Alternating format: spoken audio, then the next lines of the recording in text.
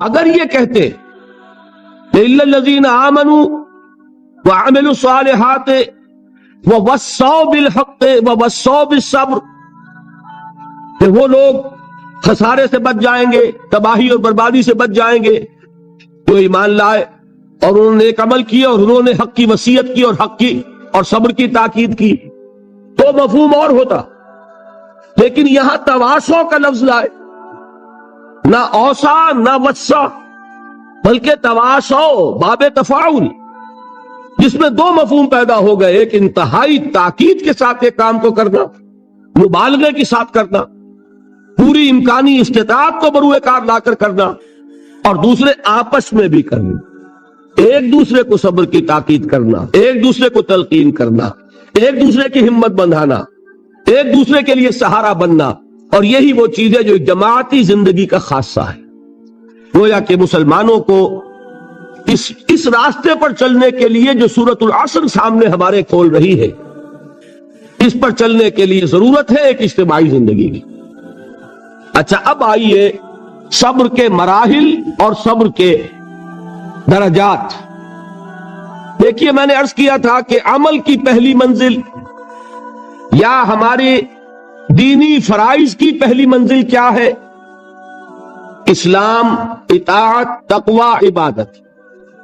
خود اللہ کا بندہ بننا، خود اللہ کی اور اس کے رسول کی اطاعت کرنا۔ اگر ہم خود اللہ اور اس کے رسول کی اطاعت نہیں کرتے تو کسی کو کیا منہ لے کر کہے کہ تم اللہ کو مانو اور اللہ کے رسول کو مانو؟ وہ پلٹ کر ہم سے نہیں کہے گا کہ دامن کو ذرا دیکھ، ذرا بندے قبا دیکھ، مجھے کیا نیکی کی تلقین کرنے آئے ہو، ذرا اپنا دامن دیکھ۔ تو پہلے ضروری ہے جو شخص دوسری منزل کی طرف جانا چاہتا ہے، پہلے وہ پہلی منزل جو ہے اس کا تو اہتمام کرے، اللہ کا بندہ بنے، اللہ کی اطاعت کرے، رسول کی اطاعت کرے، اور اللہ کا کوئی حکم نہ توڑے، پوری طرح سرنڈر کرے۔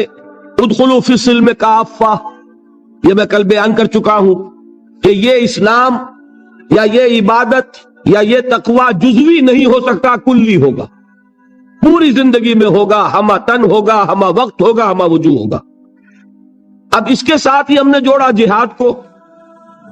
اس کے لیے 3 جہاد کرنے پڑیں گے، ایک جہاد اپنے نفس سے، ایک جہاد شیطان سے جو نفس کو بھڑکاتا ہے، نفس میں پھونکے مارتا ہے، نفسانی خواہشات میں اشتعال پیدا کرتا ہے، برائیوں کو مزین کر کے پیش کرتا ہے، اور تیسرے بگڑے ہوئے معاشرے سے، وہ معاشرہ کے جو آپ کو غلط راستے پر چلنے کے لیے دباؤ ڈالتا ہے۔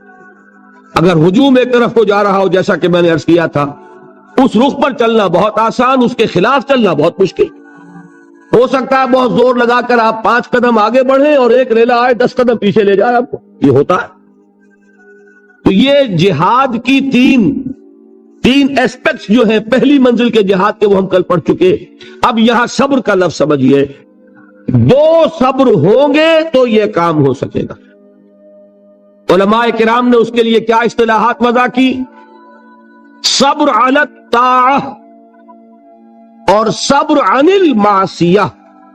جیسے اطاعت اور تقوی ایک ہی چیز کے 2 رخ ہیں، اللہ کا حکم ماننا اطاعت، اللہ کے حکم کو نہ توڑنا تقوی۔ اسی طرح صبر علی الطاعہ، اطاعت پر جم جانا، قائم ہو جانا، سہارنا، ناگوار چیزوں کو برداشت کرنا۔ بڑی سخت سردی پڑ رہی ہے، فجر کا وقت ہے، گرم پانی کا اہتمام نہیں ہے، اب اس وقت فجر کی نماز کے لیے اٹھنا، ٹھنڈا پانی اگر ہے تو وضو تو کرنا ہوگا، اس ٹھنڈے پانی سے وضو کرنا، اس وقت لحاف سے نکلنا ہی بہت مشکل، ٹھنڈے پانی سے وضو کرنا اور مصیبت۔ یہ جب تک انسان میں صبر کا مادہ نہ ہوگا ممکن ہی نہیں۔ اس کو کہیں گے صبر علی الطاعہ، اطاعت پر صبر کرنا۔ ناگواری محسوس ہو رہی ہے، لیکن اس ناگواری کو برداشت کرتے ہوئے انسان اللہ کے حکم کے اوپر جمع رہے، اللہ کے حکم پر عمل کرے۔ یہ کیا ہے؟ یہ صبر ہے۔ اگر یہ صبر نہیں ہے تو ظاہر بات ہے کہ انسان اللہ کے اس حکم پر عمل نہیں کر سکے۔ اسی طریقے سے اب منفی رخ لیجئے، میں نے مثال دی تھی نا، ایک شخص رشوت پیش کر رہا ہے، آپ کہیں میجسٹریٹ ہیں یا کہیں آپ اور کسی ایسی پوزیشن میں ہیں کہ آپ اس کو کوئی ناجائز فائدہ پہنچا سکتے ہیں، اور وہ آپ کو رشوت پیش کر رہا ہے۔ مال وہ چیز ہے جو نفس کو محبوب ہے، نفس جو ہے وہ آپ کو پٹی پڑھا رہا ہے کہ لو اس کو قبول کر لو۔ اس وقت اگر آپ اپنے آپ کو تھامیں گے نہیں، روکیں گے نہیں، تو کیسے آپ کر سکیں گے اس ٹیمپٹیشن کا مقابلہ؟ یہ ہوگا صبر عن المعصیہ، معصیت سے اپنے آپ کو روکنا اور صبر کرنا۔ دیکھیے اس کی کتنی اعلیٰ مثال ہے سورہ یوسف میں۔ حضرت یوسف علیہ السلام جوان ہے، نہایت حسین ہے، پھر وہ عورت جو ہے امراۃ العزیز، اتنے بڑے سرکاری افسر کی بیوی، وہ گناہ کی دعوت دے رہی ہے۔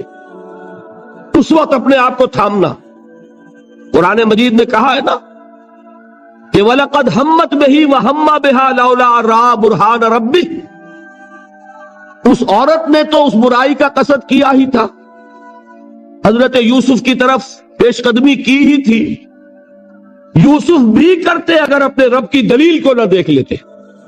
اس وقت اللہ نے خصوصی دستگاری فرمائی، دستگیری، اس لیے کہ انسان کا نفس تو ظاہر بات ہے، وہ تو انسان کو خود حضور صلی اللہ علیہ وسلم کے خطبات میں آتا ہے کہ آپ جب بھی کہتے تھے اے لوگوں اللہ کا تقوی اختیار کرو، تو سب سے پہلے اپنے نفس کو مخاطب کرتے تھے، اوصیکم ونفسی بتقوی اللہ، لوگوں میں تمہیں بھی وصیت کر رہا ہوں۔ دیکھیے یہ اوصیکم وہی آ گیا، اوصا یوسی ایسان باب افعال، اوصیکم ونفسی بتقوی اللہ، لوگوں میں تمہیں بھی وصیت کر رہا ہوں اور اپنے نفس کو بھی وصیت کرتا ہوں کہ وہ اللہ کا تقوی اختیار کرے۔ تو یہ نفس کو تھامنا، روکنا ان چیزوں سے جو اسے مرغوب ہے، یہ ہے صبر عن المعصیہ۔ اور جو حکم دیا جا رہا ہے اس پر عمل پیرا ہونے میں جو ناگوار صورت پیش آ رہی ہے، نفس تو چاہ رہا ہے سو، ادھر معلوم ہے کہ اذان ہو چکی ہے، فجر کی جماعت کا وقت ہے، وہ کشمکش ہو رہی ہے، اس وقت جو ہے نفس کے اس تقاضے کو پیچھے ڈال کر اور اللہ کے حکم پر کاربند ہونا، یہ کیا ہے؟ صبر علی الطاعہ، اطاعت پر صبر، معصیت سے صبر، ایک مثبت صبر، ایک منفی صبر، یہ دو صبر ہوں گے تو پہلی منزل سر ہوگی۔ بات سمجھ میں آ گئی؟ اب آئیے دوسری منزل۔ دوسری منزل کیا تھی؟ یاد کیجئے، دعوت، تبلیغ، تلقین، نصیحت، دوسروں کو کہنا، اسی میں امر بالمعروف نہی عن المنکر۔ اب یہاں کیا ہوگا؟ اس میں چاہتا ہوں کہ ذرا ایک آیت کے حوالے سے، میں نے کل کہا تھا نا کہ وہ تین باتیں میں یہاں چھوڑ رہا ہوں، وہ تین باتیں آج سمجھ لیں۔ وہ تین باتیں ہیں سورہ نحل کی ایک آیت کے حوالے سے، اتنی چھوٹی وہ ہے کہ وہ آپ کو یاد ہو جائے گی۔ ادعو الی سبیل ربک بالحکمت والموعظۃ الحسنۃ وجادلہم باللتی ہی احسن، بلاؤ اپنے رب کے راستے کی طرف، دعوت دو اپنے رب کے راستے کی طرف تین چیزوں کے ذریعے۔ پہلی چیز بالحکمہ، حکمت کے ساتھ، دانائی کے ساتھ، دلیل کے ساتھ، برہان کے ساتھ۔ دوسری چیز موعظہ حسنہ، اچھی نصیحت، خوشنما نصیحت۔ اور تیسری چیز وجادلہم باللتی احسن، جدال حسنہ، جھگڑا، مجادلہ، مناظرہ، لیکن وہ بھی خوبصورتی کے ساتھ۔ اب ان تین چیزوں کی اہمیت تو سمجھیے، بدقسمتی سے ہمارے ہاں یہ جو تین لیولز ہیں دعوت کے، ہم ان کو بھول گئے، اور ان میں سے ہر ایک کی جو اہمیت ہے وہ ہمارے سامنے نہیں ہے۔ یہ تو میں مانتا ہوں کہ یہ صرف نبی کی ذات ہوتی ہے جو اتنی جامع ہوتی ہے کہ وہ تینوں لیول پر بیک وقت کام کرتے ہیں، اور غیر نبی سے آپ اس کی توقع نہیں کر سکتے۔ شخصیتوں کے اندر جو محدود اوصاف ہوتے ہیں وہ کسی ایک لیول پر بھی کام کر لے تو بہت بڑی بات ہے. تینوں لیول پر کام کرنا جو ہے وہ تو جیسا کہ میں نے عرض کیا وہ انبیاء کے لیے تو ہوتا ہے. وہ 3 لیول کیا ہے؟ دیکھیے ہر سوسائٹی میں، ہر معاشرے میں ایک اونچا طبقہ ہوتا ہے. اونچا میں دولت کے اعتبار سے نہیں کہہ رہا، اونچا سیاسی اقتدار کے اعتبار سے نہیں کہہ رہا، اونچا طبقہ ذہنی اعتبار سے، فکری اعتبار سے، عقلی اعتبار سے، جنہیں آپ کہتے ہیں انٹیلیجنسیا، جنہیں آپ کہتے ہیں انٹلیکچوئل مائنورٹی. ہوتا تو ہے بہت تھوڑا سا، مائنورٹی ہے، وہ اکثریت نہیں ہوتی، اکثریت عوام الناس کی ہے. انٹیلیجنسیا تو تھوڑا ہوگا، انٹلیکچوئل مائنورٹی اسے کہتے ہی مائنورٹی ہے کہ وہ اقلیت ہوتی ہے، ذہین اقلیت. اسی کے لیے ایک اور اصطلاح استعمال ہوتی ہے، دی brain trust of the society. آج کل امریکہ وغیرہ میں تھنک ٹینکس، یہ ایک خاص ان کے ادارے وجود میں آ رہے ہیں کہ مفکرین کو جمع کیا جائے اور ان کی جو فکری صلاحیتیں ہیں ان سے استفادہ کیا جائے. اب ایک آدمی جو ہے وہ بظاہر تو بیٹھا نظر آ رہا ہے، کوئی کام ہی نہیں کر رہا. آپ کو کیا پتا وہ فکری اور ذہنی اعتبار سے کس فضا میں ہے، کس عالم میں ہے، وہ کیا کر رہا ہے، کیا سوچ رہا ہے، آپ کو کیا پتا. علامہ اقبال کی بعض تفسیریں آپ تصویریں دیکھی ہوں گی، یوں بیٹھے ہیں، معلوم ہوگا بڑا نکما آدمی ہے، یہ کیا سر جھکائے بیٹھا ہوا ہے. لیکن آپ کو کیا پتا کہ وہ فلسفے کی کون سی گتھیاں سلجھا رہا ہے، کون سا مسئلہ اس کے سامنے، زمان و مکان کا کوئی مسئلہ ہے، علم کی ماہیت کا کوئی مسئلہ ہے، اور غلطاؤں پہ چاہ انسان. اب میں کیا عرض کروں، مضمون ذرا ہٹ رہا ہے. یہی کیفیت تھی محمد الرسول اللہ صلی اللہ علیہ وسلم کی ایک خاص دور میں، وہی کے آغاز سے متصلاً قبل اور وہی کے آغاز کے کچھ دیر بعد تک یہی تفکر، غور و فکر میں ڈوبے ہونے کی کیفیت تھی، جس میں کہ خطاب ہوا ہے کمبل میں لپٹ کر لیٹنے والے اب کھڑے ہو جاؤ، اے لحاف میں لپٹ کر لیٹنے والے اب کھڑے ہو جاؤ. یہ مزمل اور مدثر کیوں کہا؟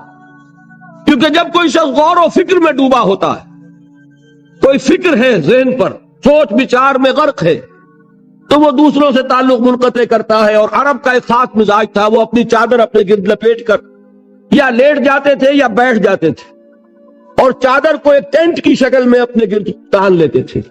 اب بھی ہمارے ہاں خود پاکستان میں پٹھانوں میں اس کا رواج موجود ہے. چادر کا جو وہ استعمال کرتے ہیں، اس کے بہت سے استعمالات ہوتے ہیں. جو کندھے پر چادر پڑی ہوتی ان میں سے ایک یہ بھی ہے، اس کو اپنے گرد لپیٹا اور دنیا سے منقطع کر لیا. یہ کیفیت حضور کی رہی ہے.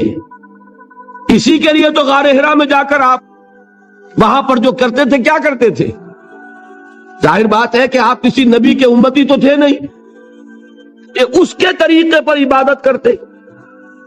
اگر آپ نصارہ میں پیدا ہوتے تو حضرت مسیح کے بتائے ہوئے طریقے پر عبادت کرتے. اگر آپ یہود میں پیدا ہوئے ہوتے تو ان کی شریعت کے مطابق عبادت کرتے. آپ کو تو ابھی کوئی عبادت سکھائی نہیں گئی، تو کیا کرتے تھے غار حرا میں؟ یہ ہمارے محدثین کرام نے اس کے لیے یہ الفاظ تجویز کیے ہیں کہ کان صفت و تعبدہ فی غار حرا التفکر والاعتبار. غار حرا میں آپ غور و فکر، سوچ بچار کیا. یہ سوچ بچار میں اس طریقے سے اپنے آپ کو لگائے ہوئے ہونے کی کیفیت تھی جس میں آیا یا ایھا المزمل قم، یا ایھا المدثر قم، اے لحاف میں لپٹ کر لیٹنے والے اب کھڑے ہو جائیے. لیکن یہ کھڑا ہونا کون سا؟ رات کا کھڑا ہونا. قم اللیل الا قلیلا نصفہ او انقص منہ قلیلا. اور مدثر میں یا ایھا المدثر قم، یہ کھڑا ہونا کون سا ہے؟ قم فانذر، یہ دن کا ہے. اب آپ خبردار کیجئے، دعوت دیجئے، اپنے رب کی تکبیر کیجئے.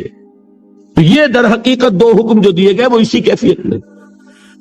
تو یہ بات جان لیجئے کہ وہ جو انٹلیکچوئل مائنورٹی ہوتی ہے، بظاہر آپ کو نظر آئے گا کہ کوئی کام نہیں کر رہے، اس لیے بڑی بڑی تنخواہیں لے رہے ہیں، تھنک ٹینکس کے اندر بیٹھے ہوئے ہیں، سوچ رہے ہیں کیا کام کر رہے ہیں. یہ وہ اصل میں وہ ہوتا ہے ان کے غور و فکر کی صلاحیت کو بروئے کار لانا، ایسا سازگار ماحول پیدا کرنا کہ وہ اپنی ذہانت، فطانت، سوچ بچار کی صلاحیتوں کو بھرپور طریقے پر بروئے کار لا۔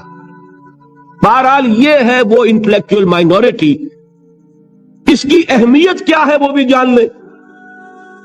دیکھیے میں مثال سے سمجھا دوں کہ یہ میرا وجود ہے، آپ کا وجود ہے، 2 من کا 1.5 من کا وجود ہے کہ نہیں؟ ایوریج 1.5 من کا تو ہوگا، میرا تو خیر 2 من سے بھی زائد ہے۔ اب اس میں ایک دماغ ہے، اس کا وزن کتنا ہوگا؟ وہ پاؤ بھر کا 1.5 پاؤ کا 8 سیر کا اتنا ہی ہوگا، لیکن سارے وجود کو کنٹرول کرتا ہے کہ نہیں؟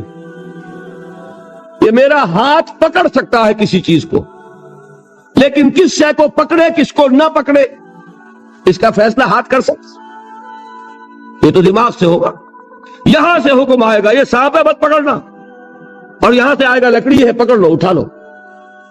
پاؤں چل سکتے ہیں، کدھر چلے کدھر نہ چلے کون فیصلہ کرے گا؟ دماغ۔ یہاں سے آرڈر آتا ہے کہ چلو تو دماغ پاؤں چلنا شروع کر دیتے ہیں۔ زبان بولتی ہے، فیصلہ کون کرتا ہے کیا بولنا ہے؟ دماغ۔ تو میرے پورے اس وجود کو کنٹرول کیا کر رہا ہے؟ دماغ۔ اس کی ریشو پروپورشن کیا بنے گی 2 من کے مقابلے میں 8 سے؟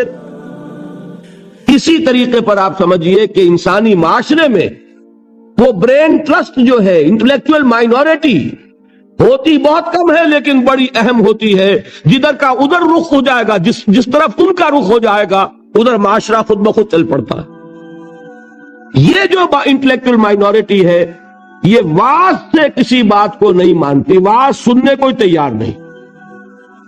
اس کا تقاضا کیا ہوتا ہے؟ عقل سے بات کرو، دلیل لاؤ، دلیل سے مانو، دلیل سے منواؤ، ہے کہ نہیں؟ بلکہ میں نے آپ کو بتایا تھا کہیں واز ہو رہا ہو تو وہ مسکراتے رہتے ہیں، اول تو آئیں گے نہیں، کہیں پھنس گئے مجبوری کو تو زیر لب مسکراتے رہیں گے کہ یہ واز فرما رہے ہیں، بھائی کوئی عقل سے بات کرو، کوئی دلیل سے بات کرو۔ اب یہ کہہ دینا تو آسان ہے، فرائیڈ کا نظریہ بڑا گمراہ ہے، بہت غلط ہے، بھائی دلیل سے ثابت بھی کرو۔ یہ کہنا آسان ہے، مارکس کا نظریہ کفر ہے، لیکن کچھ ثابت تو کرو اس میں کیا خرابی ہے۔ یہ ہے اصل میں جو سب سے ٹاپ کے لیول کی تبلیغ ہے، وہ یہ ہے، دلیل سے، برہان سے، غلط نظریات کا عقلی دلائل سے ابطال۔ یہ بات یوں غلط ہے، یہ نظریہ باطل ہے، یہ تصور صحیح نہیں ہے، دلیل سے ثابت کیا جائے۔ یہ ہے کس کے لیے؟ انٹلیکچوئل مائنورٹی کے لیے۔ اس کو کہا ادعو الی سبیل ربک بالحکمت، وزڈم کے ساتھ، دانائی کے ساتھ، عقلی دلائل کے ساتھ، براہین کے ساتھ اللہ کے راستے کی طرف بلاؤ۔ دوسرا لیول کیا ہے عوام الناس کا؟ وہ لیول ہے عام لوگ، ان کے ذہنوں میں کوئی خناس نہیں، کوئی غلط نظریہ نہیں، انہوں نے تو جیسے آپ کہتے ہیں کلین سلیٹس ہیں، اس کے اوپر آپ جو چاہیں لکھ دیں، اور اگر کسی سلیٹ پر پہلے سے لکھا ہوا ہے تو پہلے اسے صاف کرنا پڑتا ہے تب لکھیں گے۔ تو وہ جو ہوتے ہیں یہی نقلیت، ان کے تو ذہنوں کی پہلے صفائی کرنی پڑتی ہے۔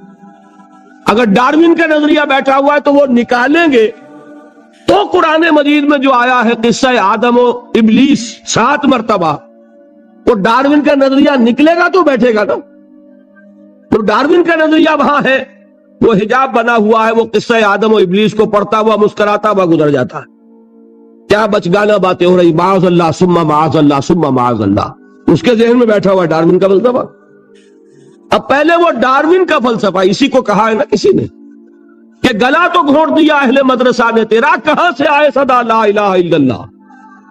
ذہن بدلا گیا، فکر بدلی گئی، سوچ بدلی گئی، کہیں ڈارون ہے، کہیں فرائیڈ ہے، کہیں مارکس ہے، کہیں ایڈلر ہے، کہیں برٹرینڈ رسل ہے، کہیں سارترے ہے، یہ ذہنوں کے اندر تو یہ بیٹھے ہوئے ہیں، تو اب کہاں سے بات آئے؟ اسی کو کہا تھا اکبر الہ آبادی نے کہ غزالی اور رومی کی بھلا کون سنے گا، محفل میں چھڑا نغمہ اسپینسر و مل ہے۔ جان سٹورٹ مل، اس کا فلسفہ یہ ہے، اس نے یہ فرمایا ہے، جس کے دماغ میں یہ بیٹھا ہوا ہے وہ غزالی کی بات کہاں سنے گا، رومی کی بات اس کے پلے کہاں پڑے گی؟ تو اس کے لیے تو ہے وہ بڑا کٹھن کام، اور کٹھن کام ہونے ہی کی وجہ سے ہم کرتے نہیں۔ عوام الناس میں واز سے نصیحت کرنا، تبلیغ کرنا یہ آسان ہے، لہذا ہمارے ہاں اس وقت جو کام ہوتا ہے وہ اسی بنیاد پر ہوتا ہے، اسی لیول پر ہوتا ہے. وعظ ہے، نصیحت ہے، میں اس کی نفی نہیں کر رہا، عوام کے لیے وہی مفید ہے. عوام کو آپ خامخواہ فلسفے پڑھانے بیٹھ جائیں تو یہ بھی در حقیقت ان کے ساتھ ظلم ہوگا. کلم الناس علی قدر عقولہم، وہ کیا ہے؟ واعظ. اور واعظ جو ہے وہ کوئی گالی نہیں ہے، واعظ بہت ہی مفید شے، بشرطے کے دماغ میں کوئی خناس نہ ہو، فطور نہ ہو، تو غلط نظریے بیٹھے ہوئے نہ ہو. تو از دل خیزت بر دل ریزت، دل سے بات نکلے گی اور دل میں جا لگے گی. صرف یہ ہے کہ عوام الناس ایک بات کے بارے میں جان لیجئے، بڑے حساس ہوتے ہیں. یہ تو چونکہ در حقیقت کوئی عقلی علمی بات نہیں ہوتی، یہ احساس ہوتا ہے. اگر آدمی یہ محسوس کرے کہ یہ شخص اپنی دھوس جمانا چاہ رہا ہے، یہ میرے اوپر اپنے علم کا روب جھاڑنا چاہتا ہے، تو آپ کی بات کا اثر نہیں ہوگا. اور اگر محسوس کرے کہ یہ میرا مخلص ہے، میرا خیر خواہ ہے، میری بھلائی کے لیے بات کہہ رہا ہے، اس نے کوئی دھندا نہیں بنایا ہوا، اس نے یہ پروفیشن نہیں اختیار کیا ہوا، بلکہ یہ خالصتاً لوجہ اللہ بات کہہ رہا ہے، تو وہ بات واقعتاً دل سے نکلی ہوئی بات دل میں جا کے اثر کرے. یہ ہے عوام الناس کے لیے. اب تیسرا لیول ہے وہ جو آپ کا معاشرہ ہے. قادیانی مبلغین بھی موجود ہے کہ نہیں؟ عیسائی بھی موجود ہے کہ نہیں؟ پاکستان میں تبلیغ ہو رہی ہے عیسائیت کی، اور ان کے اعداد و شمار پڑھیے، کتنے لوگ ہیں کہ جو عیسائی ہو گئے ہیں پاکستان بننے کے بعد. پاکستان میں کتنے نئے چرچ ہیں کہ جو تعمیر ہوئے پاکستان میں پاکستان بننے کے بعد. ان کے مشنز کی رپورٹ پڑھیے، رونا آتا. وہ کیوں ہے؟ کہ ان کے پروفیشنز ہیں، پروفیشنل پادری ہیں، بڑی ٹریننگز لے کر آتے ہیں، کروڑوں روپے کے بجٹ ہیں ان کے مشنز کے، پوری حکومتیں ان کی پشت پر ہے، وہ اندر ہی اندر دیمک کی طرح چٹ کر رہے ہیں. اب ان کا مقابلہ کرنا ضروری ہے.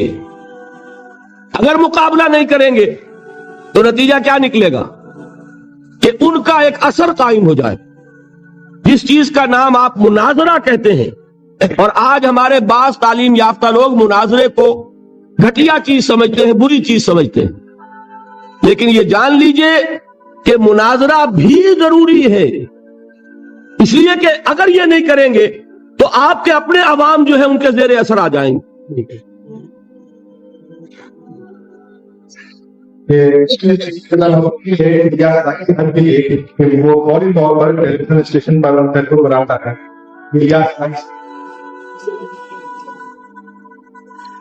مجھے یہ یاد نہیں ہے کہ میں نے یہاں ذکر کیا یا نہیں کیا، بہرحال اگر کیا ہے تو دوبارہ کر رہا ہوں. جب انگریز ہندوستان میں آیا تو ایک طرف تو انگریز کی حکومت قائم ہو رہی، ہم جو ہے مرعوب ہو گئے، محکوم بھی ہوئے، محکوم مرعوب بھی ہو جاتا. دوسری طرف ان کے پادریوں کی فوج آ گئی عیسائیت کی تبلیغ کے لیے، اور یہ لوگ بڑے ٹرینڈ تھے، عربی پڑھ کر آتے تھے، فارسی سیکھ کر آتے تھے، قرآن پڑھ کر آتے تھے، تاکہ وہ ٹاک کر حملے کر سکیں اسلام پر. اب ہمارے علماء کی اس اعتبار سے ٹریننگ نہیں تھی. وہ تو ہر کام کے لیے ایک ٹریننگ ہوتی ہے نا. اب انہیں تو چونکہ مسلمان ملک تھا، فتویٰ دینا ان کا کام تھا، کیا چیز ضروری ہے، کیا حرام ہے، کیا جائز ہے، کیا ناجائز ہے. کبھی کسی عیسائی سے مناظرے کا موقع ہی پیش نہیں آیا تھا. نتیجہ یہ نکلا کہ ایک پادری فینڈر تھا جرمن، کلکتے سے چلا دلی تک پہنچ گیا، اور جس شہر میں گیا اس نے علماء کو چیلنج کیا کہ مجھ سے مناظرہ کرو، اور ہر شہر میں جس نے بھی مقابلہ کیا، مناظرہ کیا، اس نے شکست کھائی اس سے. پھر وہ جامع مسجد دہلی کی سیڑھیوں پر کھڑے ہو کر اعلان کرتا ہے کہ میں کلکتے سے چل کر یہاں تک آ گیا ہوں اور کوئی مسلمان عالم میرا مقابلہ نہیں کر سکا. میں آج جامع مسجد دہلی کی سیڑھیوں سے چیلنج دے رہا ہوں پورے ہندوستان کے علماء کو کہ کوئی شخص مجھ سے مناظرہ کر لے. اب آپ سوچئے اس کو، اگر اس وقت کوئی اس کے مقابلے میں نہ آتا تو آپ کے عوام کے اوپر کیا اثر قائم ہوتا؟ ایک طرف انگریز حاکم ہے، ہم محکوم ہیں، اس کی تہذیب سے ویسے ہی مرعوب ہو گئے، دوسری طرف یہ کہ ہمارے علماء بھی مار کھا گئے، تو عوام میں جس میں جنگل کی آگ کی طرح عیسائیت پھیلتی، اس کا آپ تصور نہیں کر سکتے۔ اس وقت اللہ کا ایک بندہ، یہ اللہ کی سنت ہے، اقبال کا بڑا پیارا شعر ہے، خون اسرائیل آ جاتا ہے آخر جوش میں، توڑ دیتا ہے کوئی موسیٰ طلسم سامری۔ اللہ تعالیٰ نے بر وقت اٹھا دیا۔ وہ اقبال نے یہ مصرع استعمال کیا ہے حضرت مجدد الفسانی رحمت اللہ علیہ کے لیے کہ اللہ نے بر وقت کیا جس کو خبردار، وہ ہند میں سرمایہ ملت کا نگہباں، اللہ نے بر وقت کیا جس کو خبردار۔ اسی طرح کی ایک شخصیت مولانا رحمت اللہ کیرانوی رحمت اللہ علیہ، وہ آئے میدان میں خم ٹھوک کر، انہوں نے مناظرہ کیا، پادری فینڈر کو ایسی شکست فاش ہوئی کہ پھر وہ ہندوستان چھوڑ کر بھاگ گیا۔ اس نے جا کر پھر ترکی میں ڈیرا لگایا، اس وقت تک ابھی خلافت تھی ترکی کی، خلافت عثمانی، وہاں جا کر ڈیرا لگایا، وہاں کا کوئی عالم مقابلہ نہیں کر سکا۔ یہ مولانا رحمت اللہ کیرانوی گئے تھے حج کے لیے، جب دارالخلافہ میں خبر پہنچی کہ یہ ہے وہ شخص جس نے شکست دی تھی فینڈر کو، تو وہاں سے ایک ریکویسٹ آئی کہ حضرت یہاں تشریف لائیے، اس پادری نے ہمارا ناطقہ بند کیا ہوا ہے۔ تو وہ وہاں سے دعوت پر اب جا رہے ہیں ترکی۔ اسے فینڈر کو جب خبر ملی کہ مولانا رحمت اللہ آ رہا ہے، مولوی رحمت اللہ، وہ وہاں سے بھی ایسا بھاگا، مقابلہ نہیں کر سکا۔ یہ ہے، دیکھیے اس کی ضرورت ہے، اس کی بھی ضرورت ہے۔ اب یہ میں بتا دوں آپ کو، ایک شخص یہ تینوں کام نہیں کر سکتا۔ ایک شخص انٹلیکچوئل لیول پر بھی کام کرے، ایک شخص سرمن اور واعظ کی سطح پر بھی کام کرے، اور وہ شخص مناظرے بھی کرے۔ مناظرہ عیسائیوں سے کرنے کے لیے کچھ اور معلومات درکار، بائبل کو پڑھاؤ جیسے آئے تھے دیدات صاحب، یہاں آئے کہ نہیں آئے؟ اب وہ اس وقت اللہ نے ان کو اٹھا دیا۔ ایک شخص ہے جو بائبل کے حوالوں سے پادریوں کا ناطقہ بند کیے ہوئے، غالباً آج یا کل ان کا جو مناظرہ ہوا ہے لندن میں، اس کے کیسٹس آپ کو مل جائیں گے۔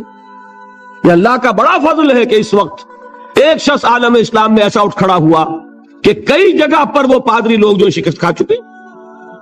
یہ اللہ کی طرف سے اب یہ صلاحیت، آپ اگر کہیں احمد دیدات صاحب سے کہ ایک قادیانی سے بھی مناظرہ کرو تو نہیں کر سکیں گے۔ اس کی وجہ یہ کہ اسپیشلائزیشن کا معاملہ ہے۔